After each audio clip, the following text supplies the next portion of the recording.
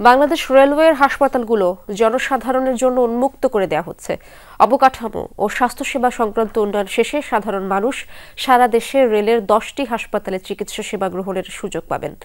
তবে বরাবরের মতো অগ্রাধিকার পাবেন রেলের কর্মকর্তা ও কর্মচারীরা। সোমবার সকালে সচিবালয়ের স্বাস্থ্য মন্ত্রণালয়ের সম্মেলন কক্ষে রেলপথ মন্ত্রণালয় এবং স্বাস্থ্যসেবা বিভাগের মধ্যে এ সংক্রান্ত সমঝোতা হয়।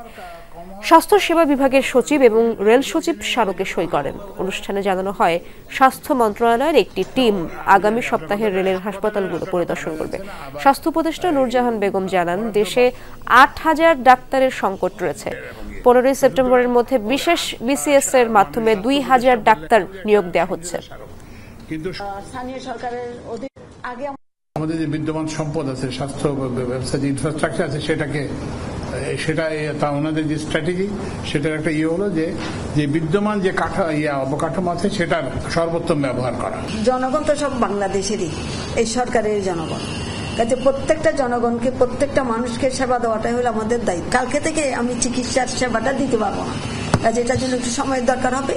তবে আমাদের আপ্রাণ চেষ্টা থাকবে কত দ্রুত গতিতে এই সেবাটা আমরা সবার জন্য উন্মুক্ত করতে পারি।